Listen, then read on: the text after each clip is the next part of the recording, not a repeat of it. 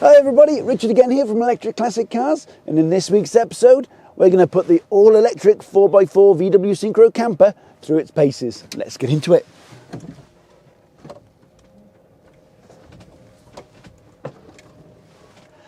So, it's finally finished. It's taken much longer than we anticipated to build this vehicle. I think the prime reason for that is because it was a little bit rusty. We've literally had to replace the bottom half of the panels on this thing, and yeah, it was what I call a good 10-footer. 10 feet away I thought, yeah, that's a good looking vehicle, and as you get closer, unfortunately not. And as with me, I'm a little bit particular on the details. It had to be done right, so this had to go through a unexpected full restoration before we could do the electric conversion side of things.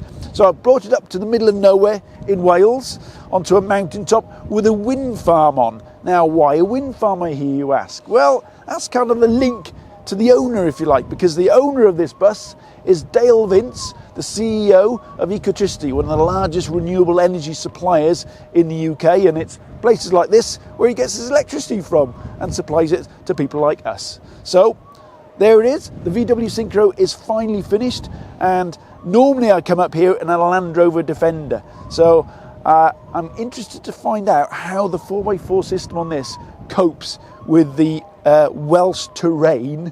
And on that note, I think we need to find a spot out of the wind, Tim, and get some breakfast on the go because I'm starving. Time for a bacon sarnie test. A bacon and egg sarnie test. There we go. So let's get in the warmth of the bus and crack on. By the way, this is Wales in summertime. Can you believe it? It's freezing.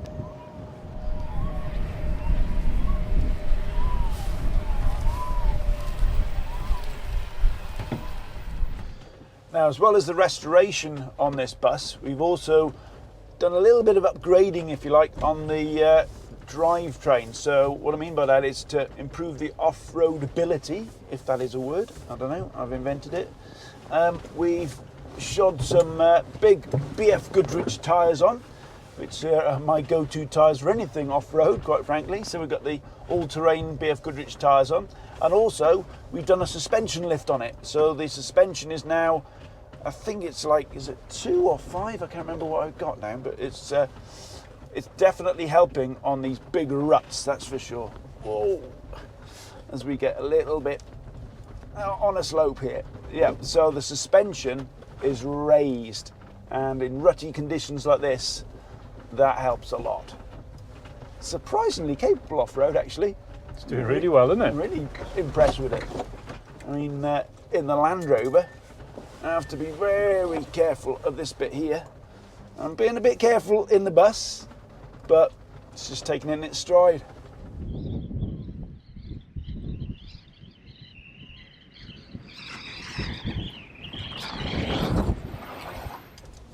I can never get over how quiet off-roading or electric off-roading is. It's weird, isn't it? I always find the strange thing is you can hear the birds tweeting. Yeah. You can't hear that with a petrol or a diesel off-roader. It's just tranquil. It's so relaxing. Apart from the bumping and jumping around. And the wind and the rain. Yeah.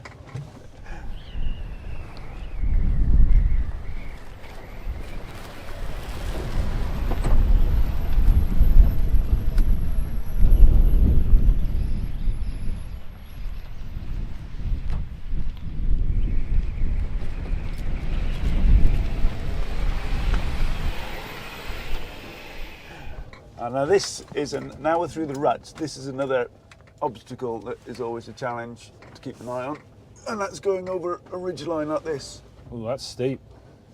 There you go. Oh, that's impressive. Easy peasy, That was really mate. good, yeah. Easy peasy. Do it again.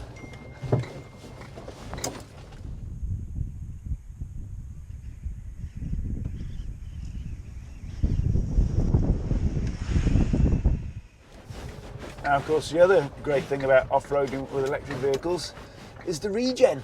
Because when we go over, when we go down, we're putting energy back in the battery.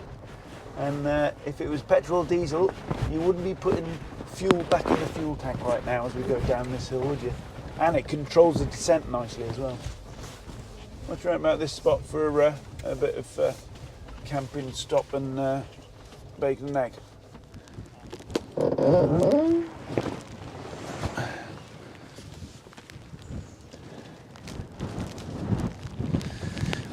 Now we've found a spot for a bit of brekkie, but before we do, I just want to show you one feature on this bus which I was really impressed with when I went camping the other weekend with the family, and that is this innocent looking tube here. It's the awning. So cue some Benny Hill music and Tim to help me get the awning up.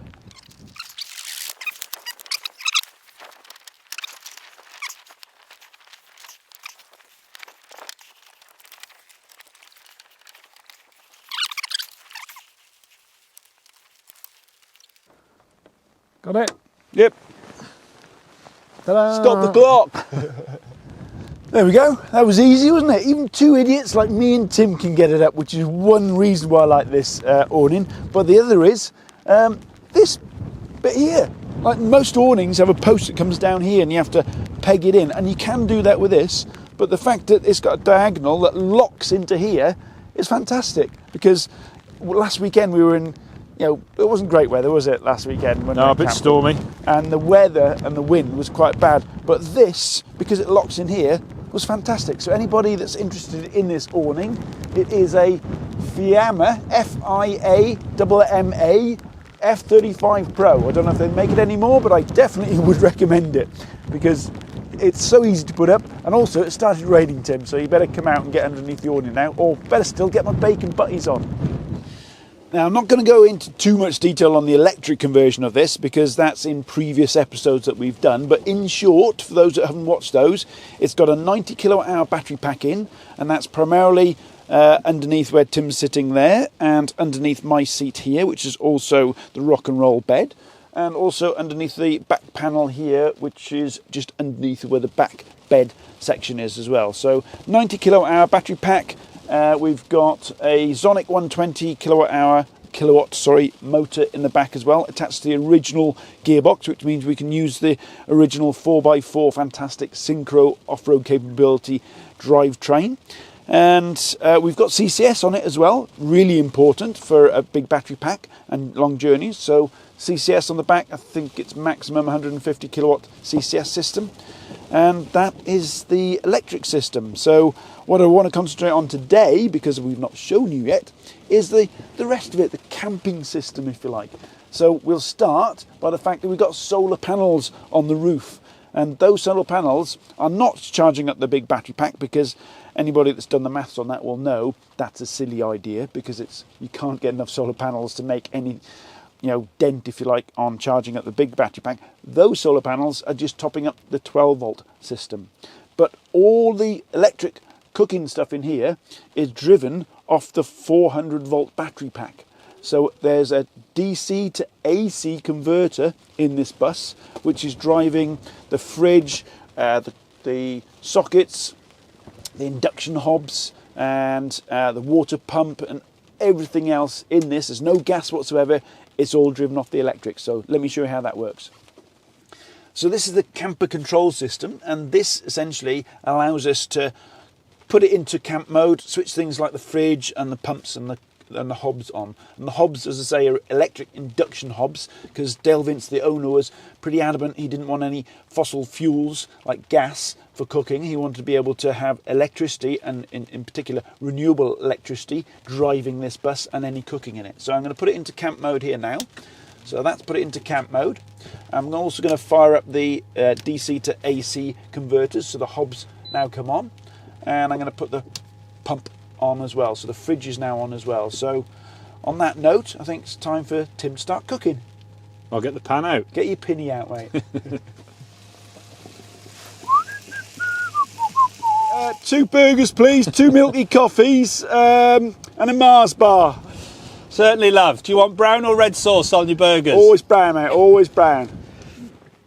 There you go, mate. Try that. Ooh, thank you very much. Whoa. You make something your fine wife one day, mate. So I've been told, what do you think of your bacon sandwich? What? It's actually vegan bacon.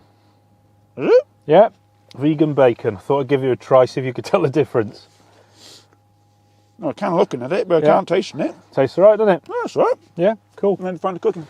It's good, very quick, isn't it? Electric induction hob, cooked it in no time at all. We've got two 1.5 kilowatt induction hobs in there, plus all the other 240 volt AC stuff in there. So I think the DC to AC inverter is rated about 5 kilowatt. Yeah, it works a treat. Fridge is good. It's a shame to give this away now. Well, Yeah, not give it away, but give it back to the customer. Now, we're lucky enough to have 90 kilowatt hour battery pack in the Syncro and a DC to AC converter to power all the bits and pieces that we need for charging and plugging in 240 volt supplies. But if you're not lucky enough to have something like that, then this is where the Cray Fuel power station comes in, because this is a 1 kilowatt hour battery pack in a box, if you like, and it handles all of your charging needs, which is why Tim's always carrying this around when we go filming, because he can charge up all his GoPros, his cameras. You got 240 volt sockets here, and in fact I'm wirelessly charging my phone on the top of it at the moment. It's even got a light as well. And when we went camping the other weekend, Tim had all the solar panels laid out for it, because it can charge and fill up the battery pack off the solar panels as well. So it's a fantastic thing. Tim uses it all the time, and we've arranged for you to have a promo code if you want one. Click in the link in the description and check them out.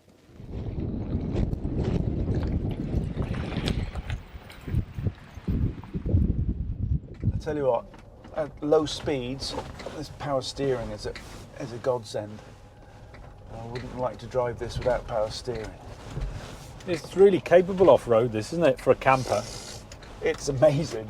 I have to remind myself this is a camper and not a Land Rover, because the terrain we're travelling over here is definitely a Land Rover terrain, but this is just eating it up. So what do you think the range is on this then? I was going to do a range test last weekend when we went down to Pembrokeshire, but the Speedo drive crapped out, so I don't know. It was 3 hours to get down there, and we still had some left in the tank, so I reckon it's around about driving normally 150 mile range, something like that. Yeah. Do you like these armchair seats? They're very comfy, aren't they? Yeah. The armrests. This is my kind of wild camping, right? You come out into the wilds and you got luxury like armchair seats, air conditioning, awnings, cooking facilities, 2 double beds. It's the future, mate. The future of camping right here. So there we go. The VW Syncro is finally finished. It's been a marathon. There's no getting away from that. But the end result, I've got to say, I am really, really happy with. And as far as capability is concerned off-road, very impressed with the VW Syncro drivetrain. It's as capable, I think, as a Land Rover, and that's saying something. But as far as the camper is concerned, I can't fault it. It's good, isn't it? Yeah, it's really good. I mean, the cooking and the awning was really comfortable. It's got everything. I mean, it's this has been a complicated build for us, because not only is there a restoration element to it, which we don't often do, but it's got all the knobs and whistles. I mean, it's got your air conditioning system. It's got a DC to AC V to L, a vehicle to load system in it. It's got solar panel system in it. It's got induction hobs. It's got electric fridge. It's got and then CCS charging, etc. It's got all the knobs and whistles, but the end result has been fantastic, isn't it? And it looks cool. And it looks cool, yeah. We haven't even mentioned the paint yet. I mean, what does everybody reckon to this colour? Because I wasn't a fan of it to start with, but now, especially with a bit of dirt on and some of the black elements, I'm really happy with it. I'm really impressed with it.